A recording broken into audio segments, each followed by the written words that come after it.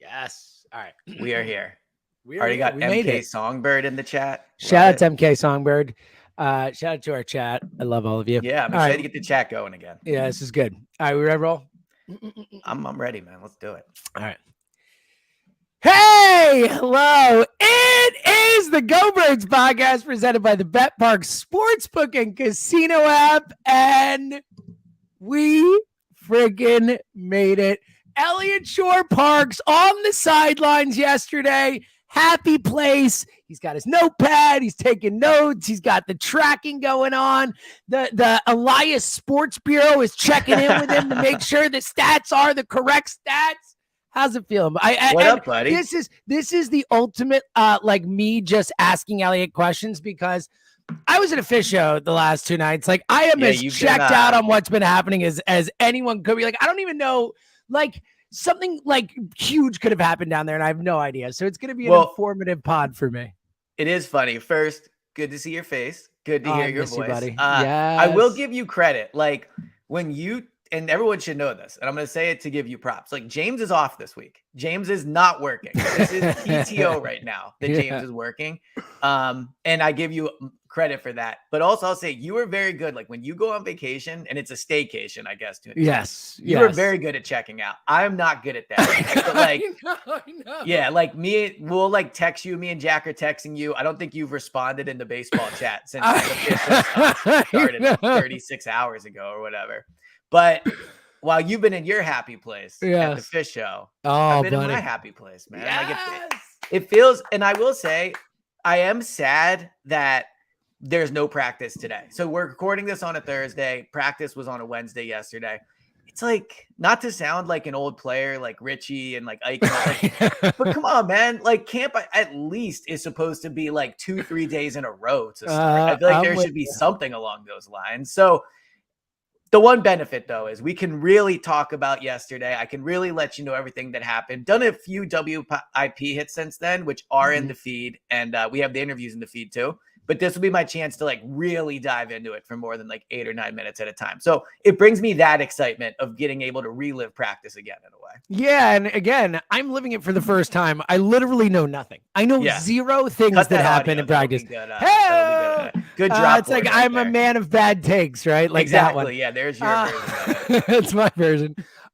Yeah, I'm right there with you. I think I think that I think the Eagles are kind of like flexing their we won the training camp debate last year. We were right, and no one can mess with us anymore because we had 22 of 22 starters and ready for the Super Bowl. And we started 8-0, and like all the stuff you're worried about. Guess what? We proved it wasn't true. So like, we're gonna do whatever though we want. But I'm with you. Like every other day is like it's so funny. You hear like Richie, perfect example because I hear it all the time when he'll talk about like the agita and angst he used to get before training camp, like knowing training camp was coming and knowing that he was gonna get like the crap kicked out of him and he was going to be like two-a-days and Andy Reid and like intensity and like pushing sleds and all that. And it's like, it really is. And again, not saying they're not doing it right. They win. They're right. But it is to your point. It's like a completely different world now for that. Yeah.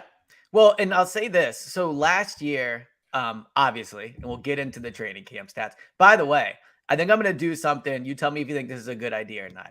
I think I'm going to create a Google Doc that all the like roadies, real one auto downloaders can log into and check the training camp stats daily. Whoa. That's pretty high tech, right? I feel like that's pretty cool. Oh, buddy.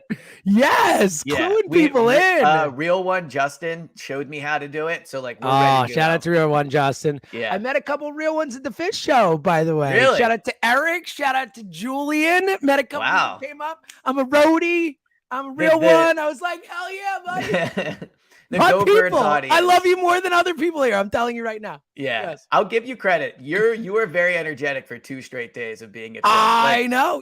When the light goes on, buddy, you know me. Yeah, like you're a as soon as we're done recording, I am like climbing into bed and watching TV for the rest of the day with zero energy. So I'm laying it all out right now. Well, I have a dentist appointment at 3:00.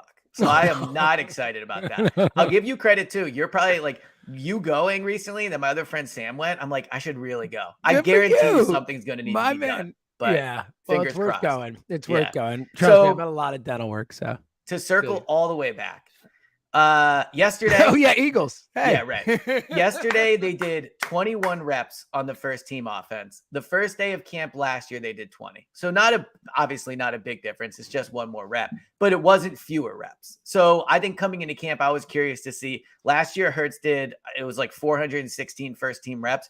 I wanted to see if it was going to be more or less. On the pace for more, only by a handful. But to your point, like, they've earned the benefit of the doubt. There is part of me that feels like, hey, do a tough training camp. You're coming off the Super Bowl, like, send a message in camp. But the decision maker in me would always lean towards how they do things because we know it works. So day one, it was definitely a physical practice. Red zone are always the most intense competitive drills. Even the 7-on-7s are intense. So it was a good practice, but only, 58 minutes. Got the reps in, which is really all that matters. It's not the final time, it's the reps. And they got more reps in than last year. So an impressive first practice, I guess I would say, for how they handled it. You've always said too that, being down there with the Sirianni practices, that they feel intense for the time that they are, that you feel like it might only be an hour, but they get it in that hour. Yep. So, all right, let's dive in. I can't believe we've gone 6 minutes without just like diving into all your takes on. Again, I know nothing. All right, so the floor is yours. Like, where do you normally? I just be like, Hurts, tell like what do you feel like should be the lead? This is the first training camp pod of the season. Elliot, the floor is yours, buddy. I feel like I'm back in college where you have to like decide what the main topic is and like that. All right, here's what I think all Eagles fans should know off of yesterday. Nolan Smith, man. Like, I have not been this in on a player, like, maybe since Jordan Matthews. Like, I am like planting my flag firmly. Nolan Smith was awesome yesterday. And I think too, and I haven't said this, but I think it's like such a good sign. So Nolan Smith yesterday runs with the second team defense. He's there with the second team defensive line.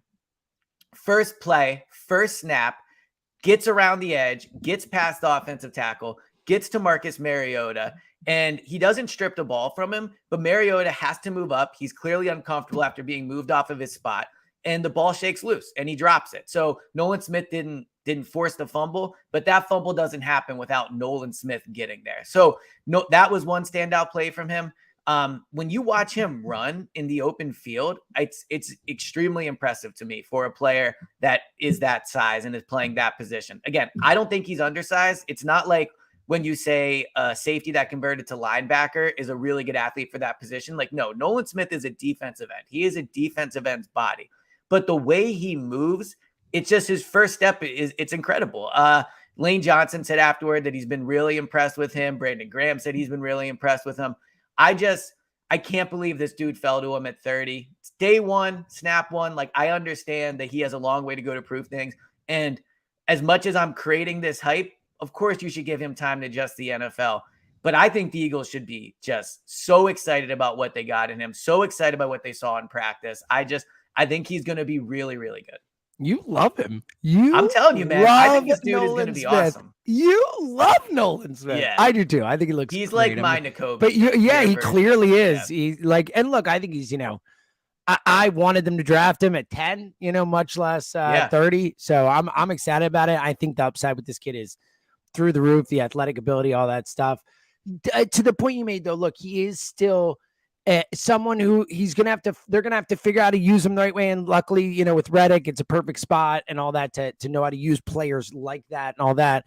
But give this kid a chance. Like, he is not a prototypical step right in edge rusher right this second in the NFL. Have to be too. That's my point. Like, yeah, he'd give him a chance to learn from these guys, to develop his body a little bit more, to bulk up a bit and all that. And to your point, I think the future is super bright. And we haven't screwed on his shoulders and all that too. Yeah, we haven't talked to him yet in camp. Obviously, we've talked to him since he's been here. But that's the other exciting part about it too. Like, players, I forget who it was yesterday, compared him to Brandon Graham in the way that when he walks in the building, there's a smile on his face. It looks like he never had a bad day.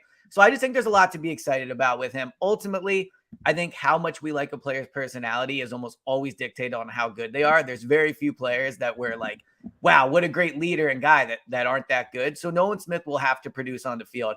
But yeah, I think to me, like and it's funny, actually, all the Georgia guys were probably the standouts on yesterday. But I think the main kind of on the field play that I took away was how good Nolan Smith looked. All right, the other Georgia guys stood out too, though. Like Yeah. talk about the other 3 or 4 or whatever. Well, let me say this as someone that has big cheeks. So like whenever when I can always tell when I'm putting on weight by how big my cheeks look.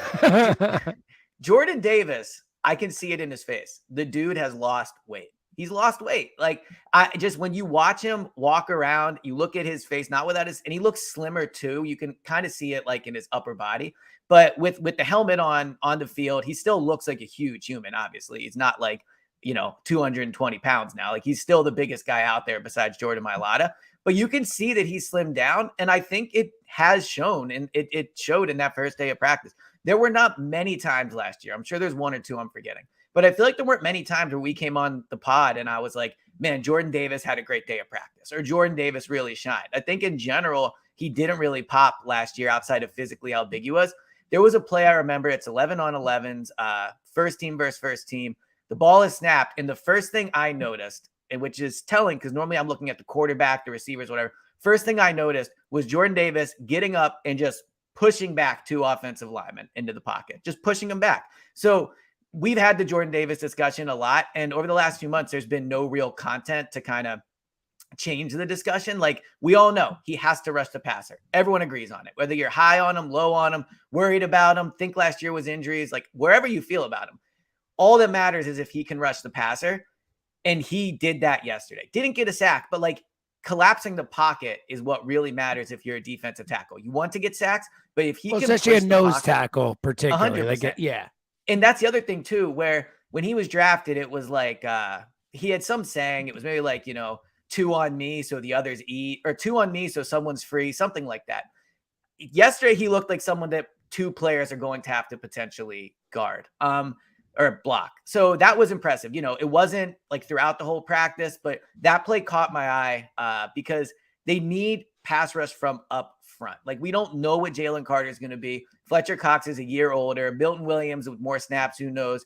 Marlon Tuipulotu is more of a run stopper. So if Jordan Davis can be just a B+ B pass rusher, that will be really big. So that play really stood out to me yesterday. Yeah, look, go out and get the best athletes in the country who play at the best program. I know it's like simple and stuff, but we keep saying this, but like these guys are uber athletes. Like, again, I know I say it all the time. Jordan Davis, for his size, one of the best athletes we've ever seen for his size, just pure athlete. I always think about this. Someone asked me recently, would they redo the pick if they could? Like if they could go back and draft somebody else. And I remember when we recorded the pod after they drafted, and maybe it was before, but it was around that time. And I wasn't as high on the pick and you were, but something you said always sticks with me, which is like, just take the biggest defensive lineman. Like, I think sometimes it's as simple as that. And if you look, there's really not many players around him that you would go, okay, I would definitely take that guy over Jordan Davis.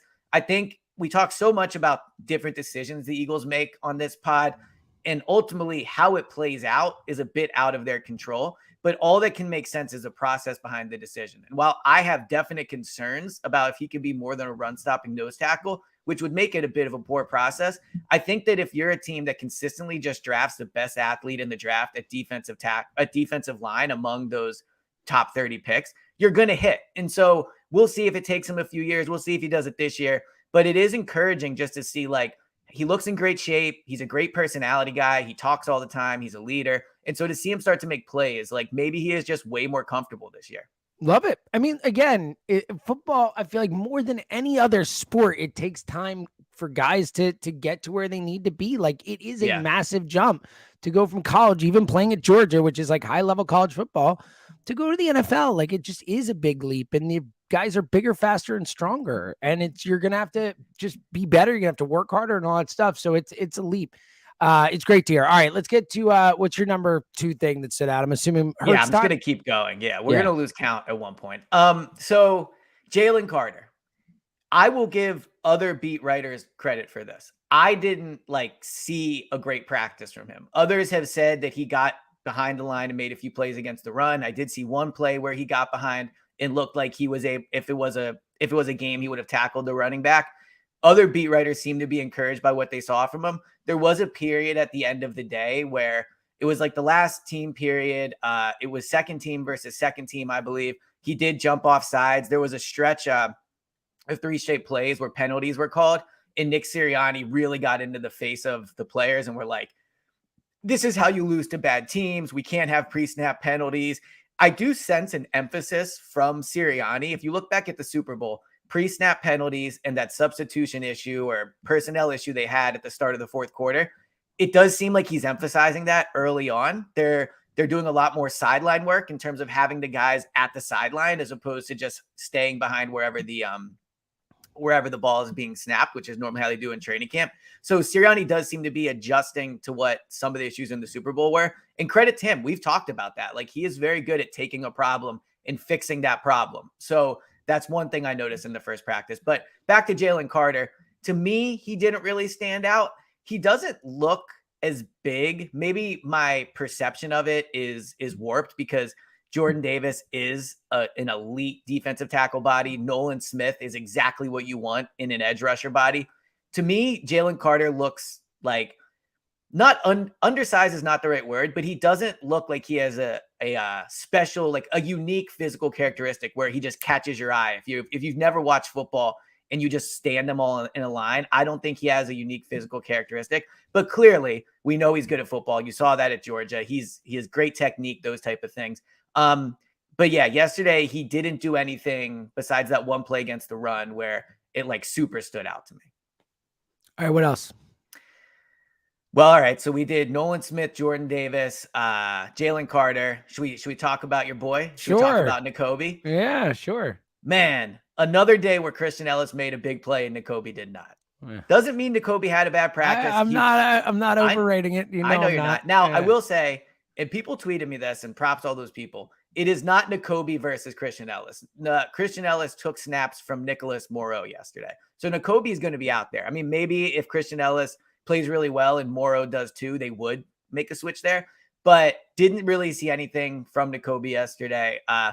It's just a little concerning to me that every time we see this guy practice, he just doesn't stand out. But maybe he's a gamer. Maybe could have said the same thing about Jalen. I know. Just saying, he didn't stand out yesterday.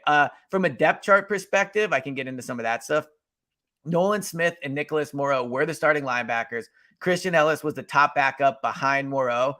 And then Sean Bradley was the top backup behind Nakobe Dean. You said Nolan Smith and sorry. Morrow. Yeah. Nakobe Dean and Morrow were the starters. Ellis was behind Morrow and Sean Bradley was behind Nakobe, which is good news for Nakobe because there's no depth. It is unbelievable. Yeah, they have no about like even safety, and we talk, like even with just Terrell Edmonds and Reed Blankenship, like even those two guys have played so many more NFL games than like just in terms of NFL games played. And I know Morrow played last year, like really, really short on experience in the linebacker position. I can't remember if we've talked about this on the pod, but do you think they A, will, and B, would you play like Nakobe, Reed, Nolan Smith, Jalen Carter? Like, these are key players for this defense. Like, they definitely check the get them to the week one healthy, like, priority list.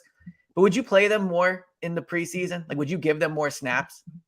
Look, you know me, I'm not a huge preseason snaps guy. Like, I don't care that much. I don't need to see people play that much. I don't really care.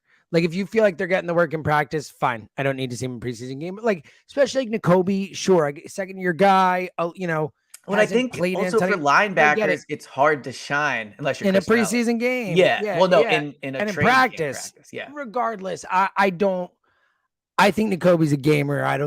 That's always been the thing that I've thought. I think when it matters, he'll move around, he'll make plays. But I'm just not too worried about preseason snaps. Like, I don't think they matter that much personally. Yeah, but I'll just be curious to see how their philosophy. I was going to ask Nick, but like no offense to him, he's probably not going to tell me the truth, and they probably don't know right now. But we'll see what they end up doing. But I'll be very interested in seeing Nakobe in the I would like to see him in a preseason game. Like, I just want to see him with the pads on in a game before it matters. He's going to start week one unless he has just an atrocious next 3 weeks or month. But I would like to see him in that. So, Keely Ringo, I'll just do the last Georgia guy now since we've done them all. Keely Ringo was with the third team cornerbacks. He was on the outside. Here's like my first official training camp prediction. Mm-hmm. I think Keely Ringo is prime fake injury, spends the year on IR guy. Wow, really? So if you look at the cornerback position, obviously Slay, Bradbury, Maddox are going to make the team and be the starters. They're locks. Zach McPherson has been playing at nickel, but also can play on the outside. He got first team. So Avonte Maddox was limited, didn't do team reps yesterday. So Zach McPherson got the first snaps in there at nickel. So I think McPherson is probably going to make the team. I agree with that. Greedy Williams, they signed, was a priority free agent for them. Not a ton of money, but he was one of the first free agents they signed. He plays on the outside. He has NFL experience, arguably better right now than Keely Ringo. So that's 5. So you're already at 5 corners. Josh Jobe yesterday was the top starting outside corner after, like, he was with Greedy Williams. So it was Josh Jobe, Greedy Williams, and then Zach McPherson. So those were the backups. That's 6. Josiah Scott has played in the NFL. He plays nickel. They've at times had him play safety. He has versatility. Mekhi Gardner is someone they really like. Eli Ricks is someone they really like. I think Keely Ringo, they can't cut Keely Ringo. He will not make it through waivers if they cut him. So he either needs to be on IR or he needs to be on the 53-man roster. He's not a practice squad guy. I don't know if he's ready to play. Like, I have huge belief in him long-term. He's an elite athlete. He looks out there physically the part. But what you hear about Keely coming out was like, technique needs to be worked on, not great at finding the ball in the air, that type of thing. But I think what his special trait is his athleticism. It would not surprise me if, like, they put him on IR for the year, because it's going to be hard to carry 7 cornerbacks on the roster. So yeah, it's a long time away, but I just wouldn't assume that because of day one at training camp, the guy in Josh Jobe who was here last year is ahead of Ringo, who was a rookie, that means that, you know, especially I think it'll depend on what Ringo can do on special teams. Like if his athleticism can translate to special teams and he can make plays there, then I think he'll be on the roster. I agree with you. I don't think there's any chance they're cutting him. Like I think he's either on the roster or Phantom IR. But look, and I thought Josh Jobe did a nice job with them last year, but I don't think Josh Jobe is necessarily a reason to keep your 4th round pick from making the roster. I don't think he's a lock. I don't think Josh Jobe is a lock. They did hold him on the roster all last year. No, I get your point. Yeah, I get your point. I'm just saying, and I could see it happening with Ringo. I just think it'll depend a lot on what he shows and if he can play special teams. Because I think if he shows that athleticism and can help on special teams, he'll make the roster. I think. But I get your point. I think it's I think they want him to make the roster, but I do want. He's a 4th round pick. Yeah. And that's one thing I don't think we've talked about a lot when we talk about the offensive line. I'll especially get into it. But this is a team that's expected to win the Super Bowl. So there is benefit to having guys on the 53 and like active on game day that have NFL experience, that are ready, that you feel more confident putting into the game. Like Greedy Williams has played in the NFL.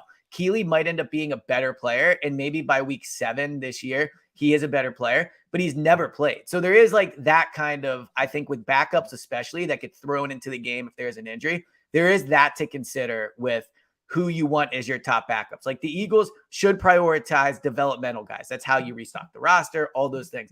But the other part of this is that they are a win now team. So I think they would benefit from having backups that have played snaps before. Yeah, look, it's going to be, I mean, it'll all depend on what they feel, obviously, in terms of talent and all that. But I agree with your, and I don't know if it's Ringo or not, but I agree with your general point that ultimately, if it comes down to someone who you care about keeping on the roster for the long term or someone who can help you win this season, I will take someone who can help me win this season right now in this moment for that type of role. I totally agree with that. All right, but 23 minutes into this pod, Jalen Hurts, I don't even know if his name's been said.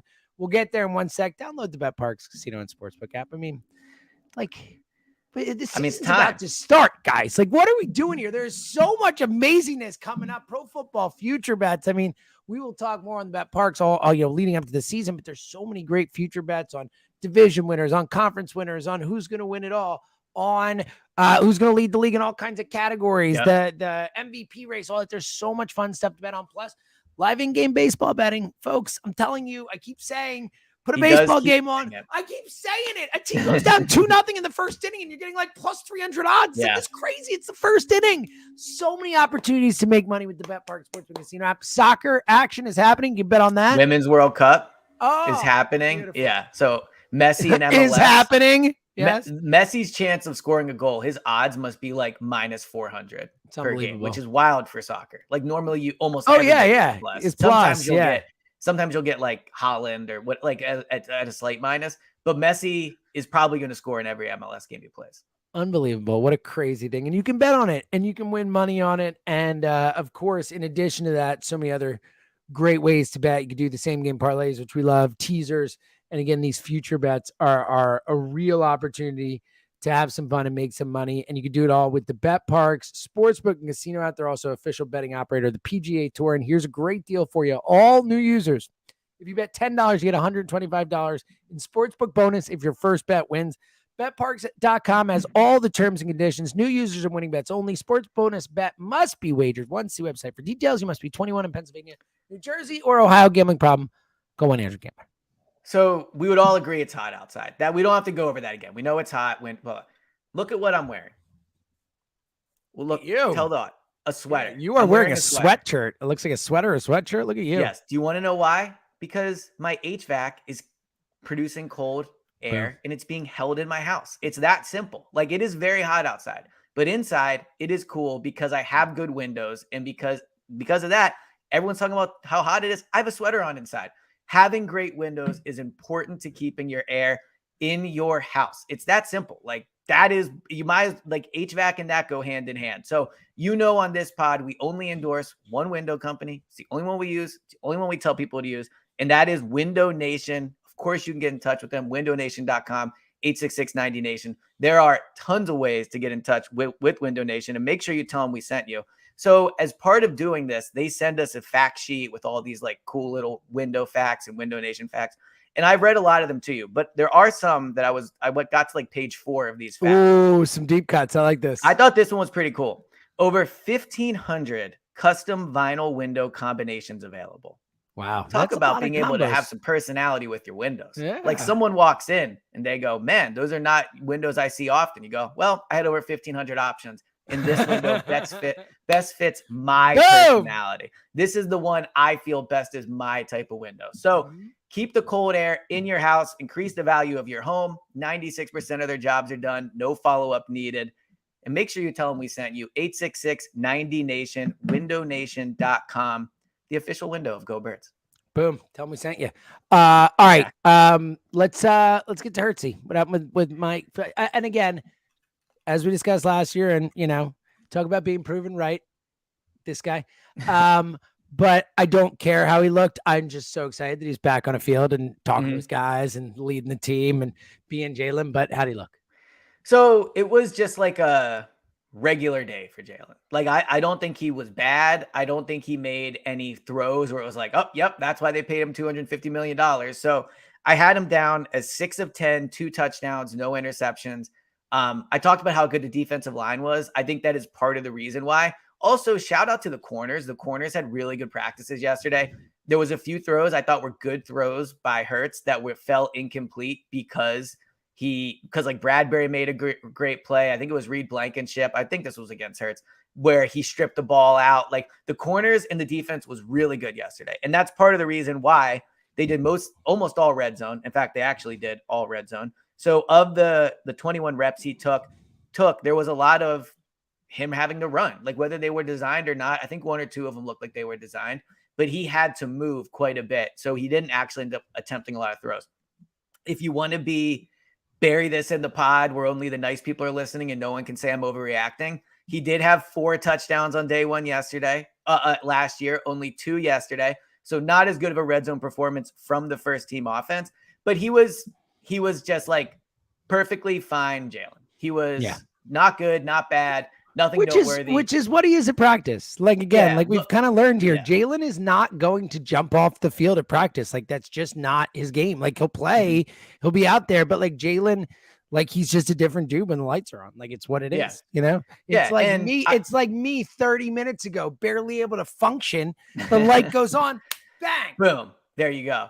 And again, like, off of last year, one thing I definitely underestimated was how good the defense was going to be. Like, we knew they were talented, but I definitely, when assessing practice last year, probably did not take into account how good the defense he was going up against. I think yesterday, and no big deal to me, just making sure everyone, like, this is personal growth for me. I'm looking Big here and time. saying Big the time. defense was really good yesterday. So I don't think it reflects poorly that Jalen. Personal growth. I'm saying the defense was good. This is real growth for me, guys. Well, I Real mean, we growth. all know by the beginning of the, I'm we all know by the end focusing of on the the year it was. See, you're really burying the lead here, and I know why you're doing it, but let's be honest. The real title of the pod should have been the real number one takeaway. Sean Desai. We got a real defensive coordinator here. The defense looked awesome because we finally got a real defensive coordinator here. Thank you, Sean. Thank you, Sean. Welcome. Well, Sean Desai talks on Friday, so I'm sure people will be very excited when he gets up there and says, like, I'm going to love blitzing and all these things. What a lucky break for him, especially because, like, obviously, I think, look, the funny thing about Gannon is, and, you know, anyone who's listened to this pod knows we have freaking battled about it. Not a fan. No, but it was funny because it was with Gannon where it did kind of come back, like the Niners game. We're going to gut these bleepers, whatever he did. Like, it was like, oh, the Gannon, all right. And then it, like, such a tumble immediately right after with the Super Bowl, and then of course the tampering, the whole thing. Like Sean Desai, it like could not be walking into a more advantageous. Yes, everybody wants from to love him. Exactly, from a fan perspective, especially. Look, Eagles DC, we know can be a very scrutinized position, even when you do a decent job. I think Desai coming in with a real, nice head start. Yeah.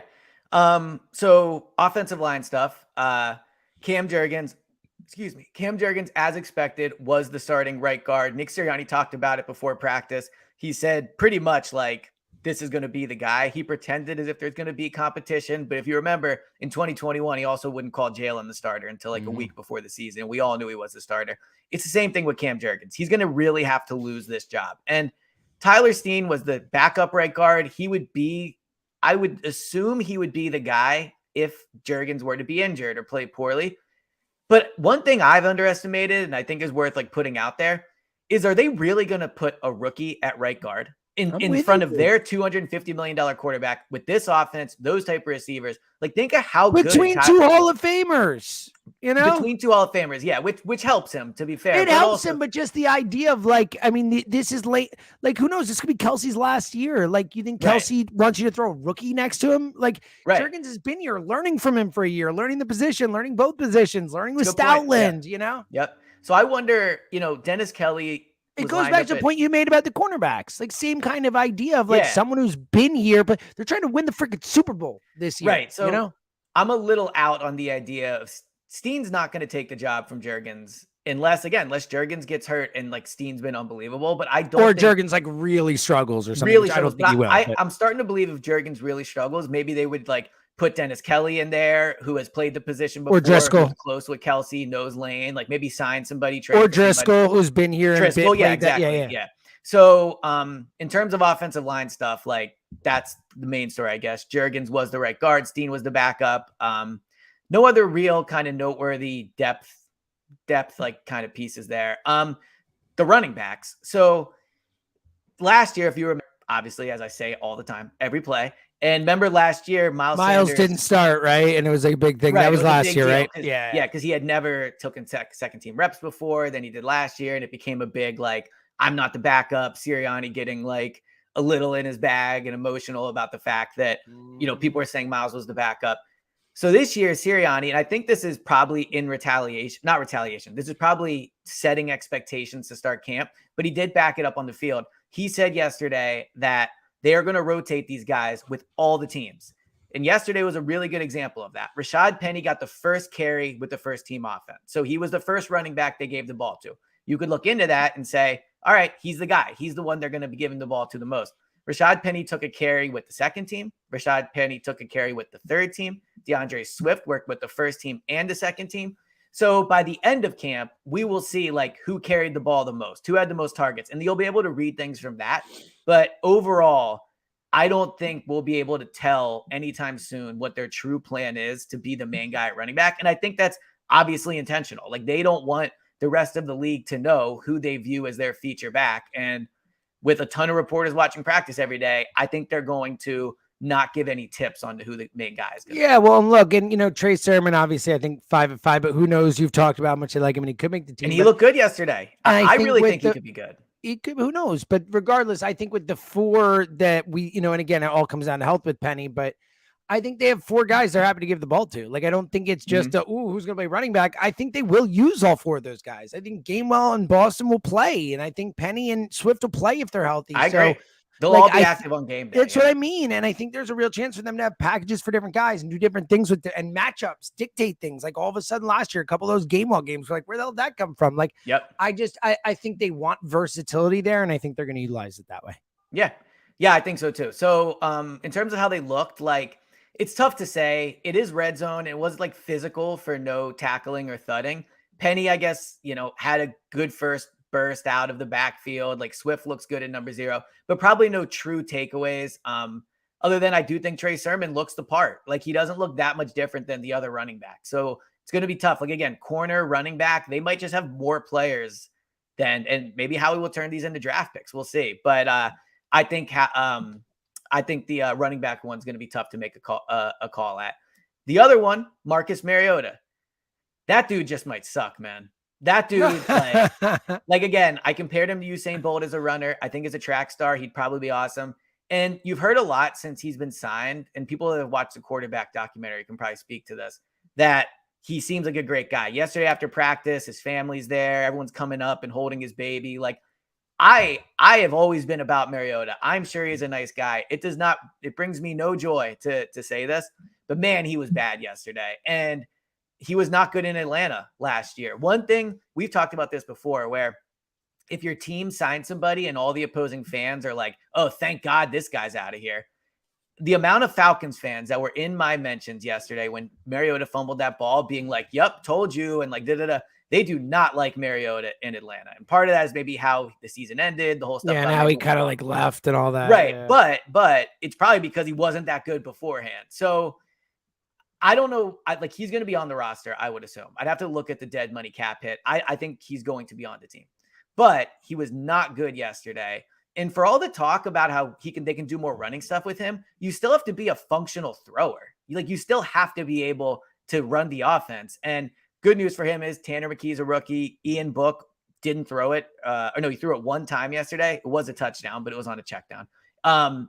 So he doesn't have competition there. And it's going to be tough to find a better backup at this point than Mariota, unless another team decides they just aren't going to compete and they trade you the backup. But Mariota was 4 of 8 yesterday. Like I said, the interception to Christian Ellis, one of the worst throws I've maybe ever seen in a training camp practice. It was literally right to him. Christian Ellis did have to jump to get it, I guess, but not a good day for Marcus Mariota. And yeah, I think it's just going to be something to watch because, again, a team that's trying to win the Super Bowl, he does have experience, which is good for a backup, but no playoff experience, if I'm not mistaken. Maybe one playoff games. No, he beat the Chiefs. Remember that big game with the Titans? Oh, yeah, that's right. Good point. So he does have playoff experience. That's a positive. But I'll just be curious to see if he keeps struggling, like how truly committed they are to him. I like the idea of Marcus Mariota in that coming in. I wanted them to get a backup who could move. And obviously, to your point, look, I want a backup who could throw first and foremost. I agree with you. But like ideally a backup who could throw, but someone who can move so you can at least, it hurt last year watching Gardner Minshew try and mimic what Hurts did when they would run the offense through Gardner. It was like this dude just, and I like Gardner as a backup. We've talked about that, but like this guy can't do this stuff. Like it looks ridiculous having this guy run this offense. So I was like, get someone who can at least run the offense philosophically, what you want to do offensively with Hurts, like someone who can move. But yeah, look, everything you hear and have heard so far, and also last season, Mariota was horrible. The only hope I have is he's here with this coaching staff, and you hope that this coaching staff can kind of get him where they want him to be, and he can be a functional. Because look, like we all know, he's not gonna be Nick Foles. I feel like that's a once in a lifetime. You don't pull that card. You don't pull that card too many times. Like if something happens to Hurts where he's out for the season, like we're screwed anyway. I think can Mariota come into a game or start a game for you and give you that? All I need from him is that I need him to just make a few plays in a game to kind of get you a win if you need one. Because if it's more than that, we're screwed anyway. Yeah, 100%. And I will say too, like, for as much as we talk about it as the benefit of having a running quarterback is that you can do the stuff Jalen does, like from a continuity standpoint, yes, like I feel like that's why we my talk point. About it. And I think that's true. But the other part of it is just, it's a great skill to have. Like Minshew didn't have the skill, which is why Minshew is not a starting quarterback in the NFL. So yes, Mariota can run, and it is a great skill to have, and it helps him. But it all starts with passing the ball. And 100%. yesterday he was smart decisions and all that type of stuff. 100%. Which so. But I'm hoping the coaching staff can get him there. Is I guess my hope there. Yeah. So last two kind of on the field takes, and I actually have like a Sean Payton, Nick Sirianni take for you. But oh yeah, all right. Did not see that coming. Love it. Me either. But this is the beauty of the football. This is what we do, buddy. This is what we do. From the receiver standpoint, nothing really stood out. Dallas Goedert had 2 touchdowns in the red zone. I think he's going to be a bigger part of the red zone offense this year. I think Jalen does want to run it less in the red zone, and Goddard is a natural guy to be in the red zone. He's an elite receiver, elite 50-50, like all those things. Huge. So he had two catches, 2 touchdowns yesterday. Nothing really from A.J. Brown and Devontae Smith. Didn't really do much. And then for the third receiver spot, Quez Watkins, Alameda Zacchaeus, Oz, our guy. Didn't really do much. He got some first team reps, but he was not up with the first team. So the suspicion and the, what we kind of knew, Quez is ahead of him. So really not much to take from the receiver spot. And then the last kind of on the field thing is the punter. Ty Zettner, I thought had a few really nice punts from what I can tell about being not a punt expert from watching on the sideline, but he had 1 or 2 where he the punter caught it at like the 4-yard line near the sideline. So it looked like directionally it was a good punt. I don't know about hang time. Aaron Sipos was there. He was punting too. So we'll see. But here's what I'll say. Zettner was also the first player out of practice. So there's and look, again, at least the dude has a live leg from like the videos I've seen. Not that but at least it seems like Sipos, like it feels like like the dude can't punt it a certain distance. Like it doesn't even seem like it's in his leg. My thing, and we did it all last year, and hey, guess what? Freaking mattered in the Super Bowl. And yes, I know the field was part of that too. He like Sipos was falling as he was punting and all that, but like I said it all last year, and I will say it all year again, unless they rectify it. Like, for a roster that is built to win the freaking Super Bowl, to have the best roster in the NFL, to have all this fucking talent. I said fucking because I was so close to cursing there. There you go. All over the field, and you put all this, like, you make this brilliant roster. Like, don't freaking like mail in the punter position. Like, try and find a good punter. Don't just say, well, everything else is good. Like, the punter won't kill us. And I know we're not going to punt that much. Like, I expect this offense to go for it on fourth lot and to be really good. And punting's not going to be a huge part of their game. Like, don't mail in the punter. That's what I'm going to say all season long. My counter to that would be, I don't think they're mailing it in. I think they like that he holds. I think they like him more than us. But the fact they have competition does show they know that he needs to at least feel the heat and play better. I mean, 2 punter spots on a 90-man roster is not something Howie does often. So noteworthy to me that they have 2 punters. So those would be my full. Oh, Hassan Reddick didn't practice. Just something to keep an eye on. Oh no, was he did there? Not practice. He was there. He showed up, but he did not practice due to groin soreness. I don't know. He's been tweeting a lot. He's been like very hyped up, like he's been like, I'm year ready, 7 for 7. Exactly. The whole thing he's doing, like, so I feel good. I feel like he'll I don't think I'm not saying like be concerned about his health. I'm just no, I know you are. We know. Look, I know what you're saying. We've done this thing, but I think like fingers crossed. I'll say that it'll be fine. I don't think it's gonna be an issue, but it's just watch. All right. What else? Anything else stand out? No, that's it from practice. Practice tomorrow. Obviously, it's going to be like 100 degrees. We'll see if they move it up or if they move it inside. But yeah, but we will be back again with the pod tomorrow. Even though I'm off, I'm doing it. I will show up for my people, for everybody. You always do. The roadies always get your max effort. I love you guys. Let me give you my Sean Payton. Let me tell you, I'm freaking tired, by the way, buddy. Long couple of nights. So, yes. Well, it's good. It's the truest thing in the world that vacations just make you more tired. That is always what happens.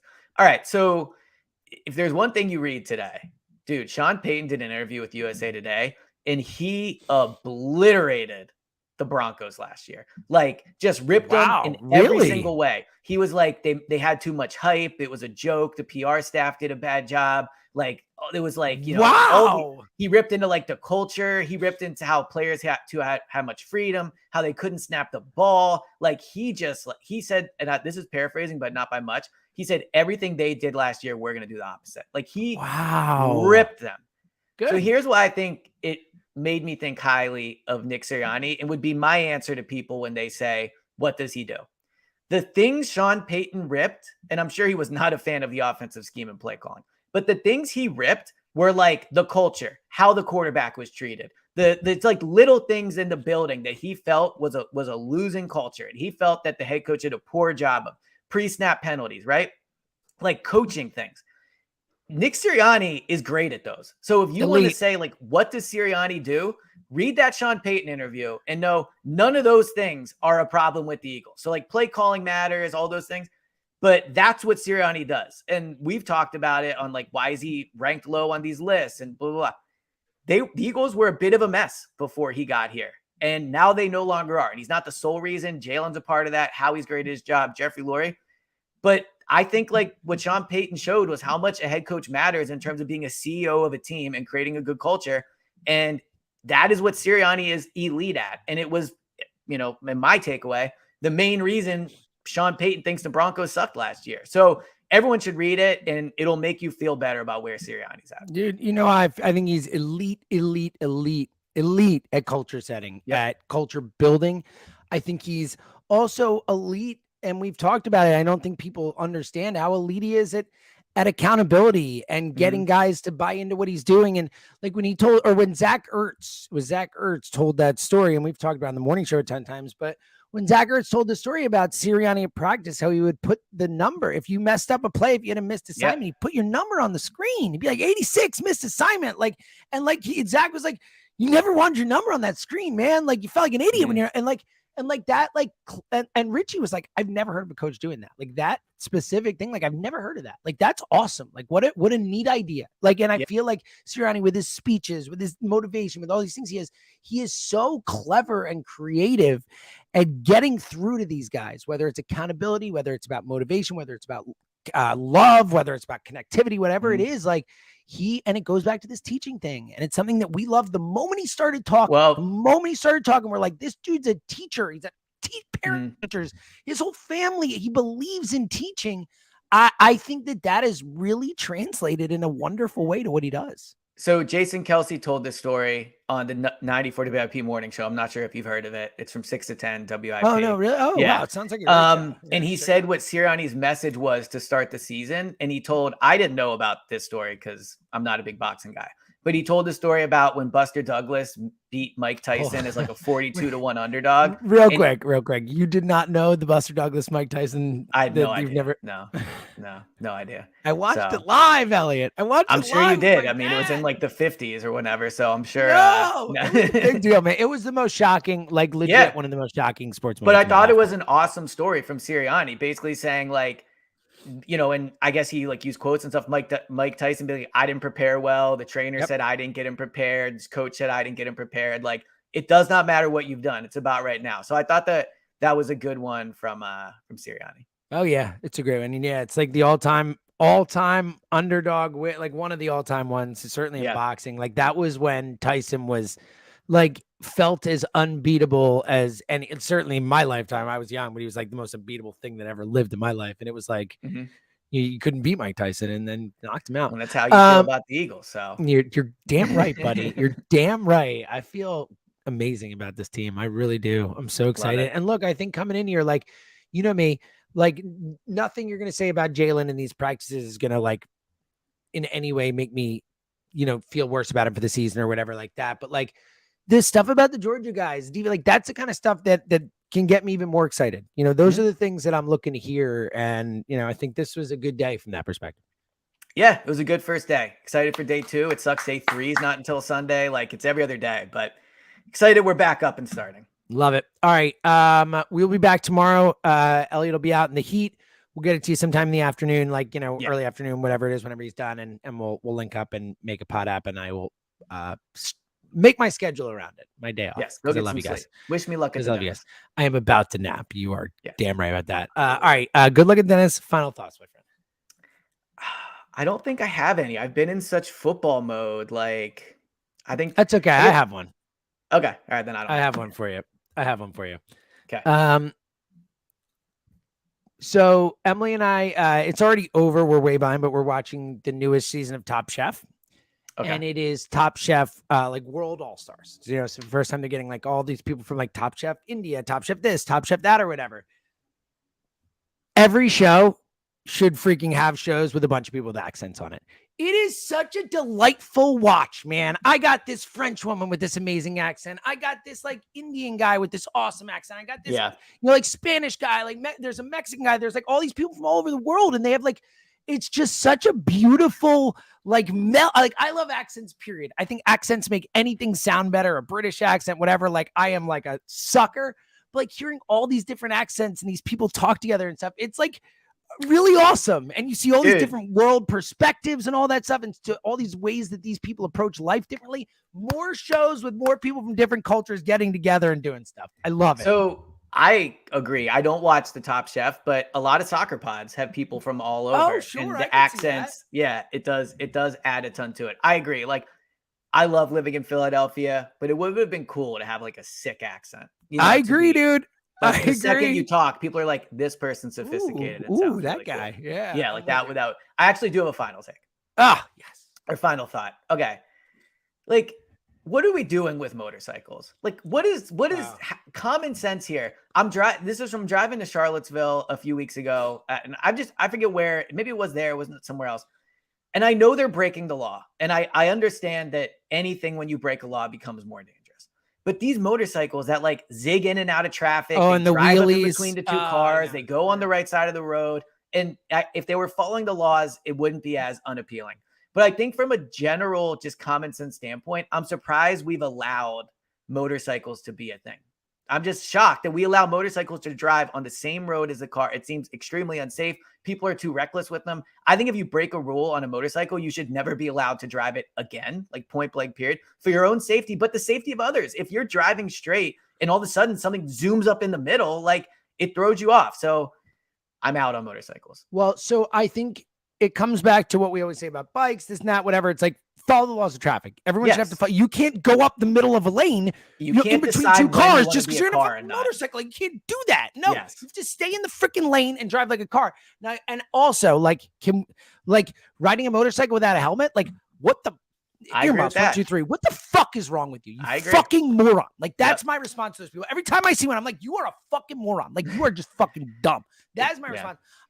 So I'm not a motorcycle guy, obviously. You know me. I don't think either of us give off motorcycle guy vibe. I can like a guy on a Harley, like taking his time, cruising around, like following the laws of traffic, who's just, I agree with that. Like, I can understand that. I can see how that's like a joyful thing, and the wind and all that stuff. Like the freaking earmuffs, 1, 2, 3, the shitheads moving in. Like we're talking about the wheelies, the like motoring up the middle. Fuck all of them. I 100% agree. Yeah, so that's my take. Like, I also have always thought like only 4 wheels should be allowed on the road. Like 16-wheel trucks seem dangerous. I remember this take. What a take. What a take. Motorcycles especially, like they serve no purpose other than people having fun. And that's it. And like the road is not to have fun. It's to be safe and to get places. So nice take. No, it's a great take. And I am big on, again, I wish I never had to drive anywhere. Like whenever you get in a car, you're spending money on gas, spending money on wear and tear in your car. You're opening up the opportunity to get into an accident or to get hurt or whatever. And literally the only thing is it gets you from A to B, and you need to get from A to B. Like, that's awesome. Thank you.